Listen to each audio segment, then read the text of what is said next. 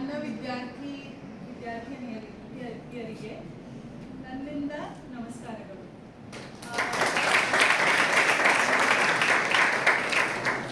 ನನ್ನ ಮಾತೃಭಾಷೆ ಕನ್ನಡ ಇಲ್ಲ, ಆದರೂ ನಾ ಕನ್ನಡ ಒಳಗೆ ಮಾತಾಡಲಿಕ್ಕೆ ಇಷ್ಟಪಡ್ತೀನಿ.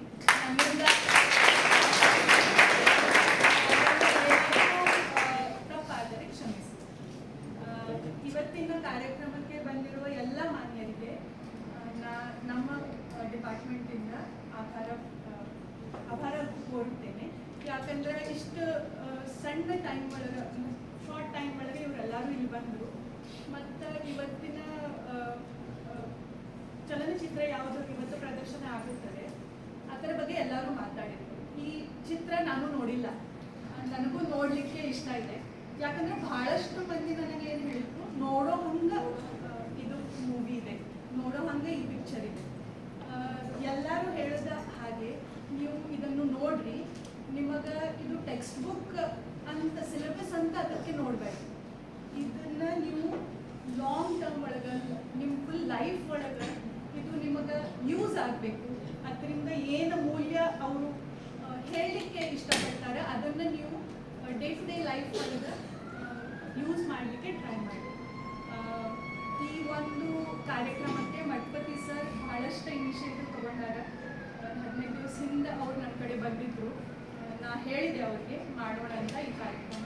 ಮತ್ತು ನೀವೆಲ್ಲರೂ ಇಷ್ಟು ಇಂಟ್ರೆಸ್ಟಿಂದ ಇವತ್ತು ಬಂದು ಕೂತಿದ್ದಿ. ಒಂದು ಸ್ವಲ್ಪ ಹೊತ್ತೊಳಗೆ ಅದು ಪಿಕ್ಚರ್ ಚಾಲೂ ಆಗ್ತದೆ. ಎಲ್ಲರೂ ನೋಡಿ ಅದನ್ನು ನಿಮ್ಮ ಲೈಫ್ ಒಳಗೆ ಯೂಸ್ ಮಾಡ್ಲಿಕ್ಕೆ ಟ್ರೈ ಮಾಡಿರಿ. ಮತ್ತು ಇಂಥ ನಾಟ್ ಓನ್ಲಿ ಮೂವಿ, ಕಲಾ ಆಗಲಿ, ಲಿಟ್ರೇಚರ್ ಆಗಲಿ, ಚಲನಚಿತ್ರ ಆಗಲಿ, ನಾವೆಲ್ಲರೂ ಟೆಕ್ನಿಕಲ್ ಸ್ಟೂಡೆಂಟ್ಸ್ ಇದ್ದೇವೆ, ಟೆಕ್ನಾಲಜಿ ಕಲಿತೀವಿ.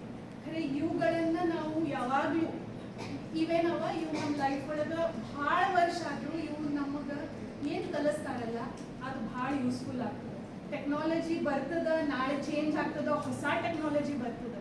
ಖರೆ ಇವೇನು ಮಾತು ನಾವು ಕಲಿತೇವೆ ಆರ್ಟ್ ಒಳಗಿಂದ, ನಮ್ಮ ಮೂವಿ ಒಳಗಿಂದ, ಅದ್ಬಿಟ್ಟು ಲಿಟ್ರೇಚರ್ ಒಳಗಿಂದ, ಅದು